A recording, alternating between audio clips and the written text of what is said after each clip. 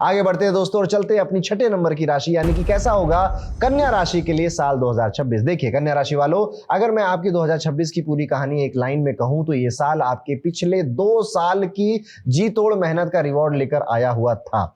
पर first half नहीं था वो जी, फर्स्ट हाफ तो टेस्ट कर रहा था आपको, फर्स्ट हाफ तो आपको लथेड़ लथेड़ कर मार रहा था। कभी काम बार बार रीडू करना पड़ रहा था, बॉस रोड मैप बदल देते थे, पेपर वर्क में डिले हो जाता था, घर में मम्मी की सेहत को लेकर भी चिंता बनी होगी, कभी लीगल कभी डॉक्यूमेंट वाली झंझट में भी आप पड़े होंगे। बीच बीच में आपको फीलिंग आ रही होगी कि इतना सब कुछ हो रहा है, क्या अब भी मैं मेरे अंदर वो बात है कि अब भी मैं चीजें संभाल सकता हूं, कि अब भी मैं चीजों का ध्यान रख सकता हूं।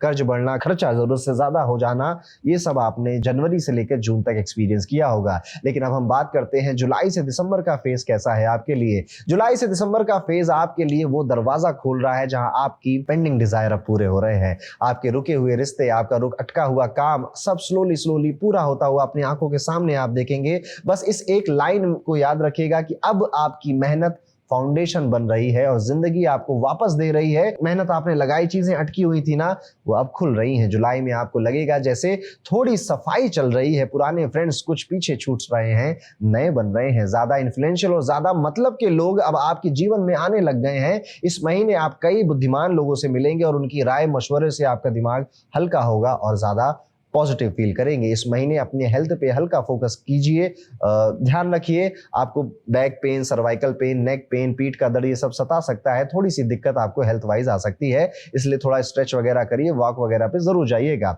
जुलाई मिड के आसपास अगर आप इन्वेस्टर ढूंढ रहे थे तो या पैसा ढूंढ रहे थे या लोन का कहीं अप्लाई किया था तो आप पाएंगे कि जुलाई में आपको लोन भी मिलेगा। इन्वेस्टर के कॉल अगर आप वेट कर रहे थे वो कॉल भी आपको आने लगेंगे। किसी बड़े सपने की नींव अब यहां पर रखी जा रही है जुलाई के अंदर, और ये सब करते करते अगस्त शुरू हो जाता है। अगस्त आता है और ये महीना आपके लिए एक छोटी सी सेलिब्रेशन जैसा है। बिजनेस में प्रॉफिट, वर्क प्लेस में फ्रेंडली माहौल और आपका सोशल सर्कल, आपका ग्रुप फैल रहा है। अब आपको कई सारे लोग जानते हैं। अगर किसी एनजीओ, किसी कम्युनिटी या किसी नए ग्रुप से जुड़ना चाहते हैं तो ये सही टाइम है। कोई पुराना दोस्त साथ छोड़ सकता है पर उसकी जगह नए लोग आ जाएंगे और इस महीने कोई नया शौक यानी नई हैबिट भी आपके आ सकती है। और सीखना तो आपका जनवरी से ही चल रहा है, इस महीने भी आप कोई नई स्किल सीखने के लिए जा चुके हैं। यहाँ पर आप देखिएगा कि कुछ चीजें आपको सीखनी है, शायद वो कठिन लग रही हो पर उसके लिए बिल्कुल भी मना मत करिएगा।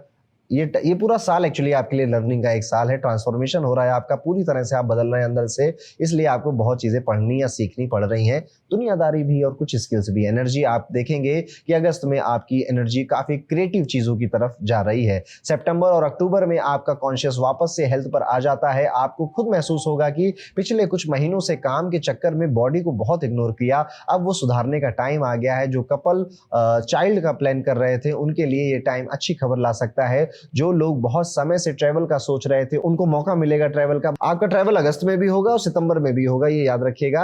अक्टूबर में भी आपका एक ट्रैवल हो रहा है, यानी कि तीनों महीनों में एक्चुअली में आप 2-2 दिन, 3-3 दिन, 4-4 दिन के लिए कहीं घूमने फिरने टहलने जा रहे हैं। बस एक बात याद रखिएगा कि नींद आपकी इस टाइम पीरियड में काफी, स्पेशली अक्टूबर में काफी डिस्टर्ब होती हुई दिखाई देती है।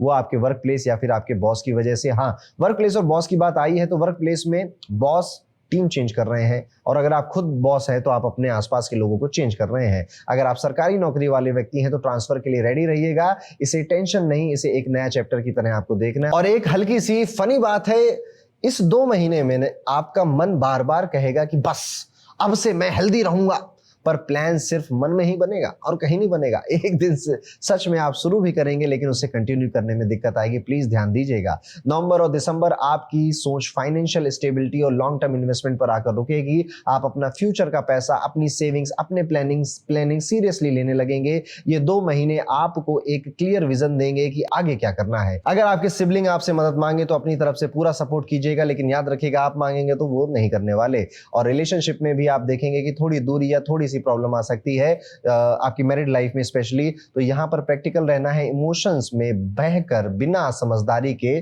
चीजों के फैसले नहीं लेने, क्योंकि जो चीजें सालों से अटकी थी वो इस आखिरी फेज में कंप्लीट होने वाली हैं और आप साल खत्म करेंगे एक strong long term financial goal और एक स्टेबल रिश्तों के बेस के ऊपर।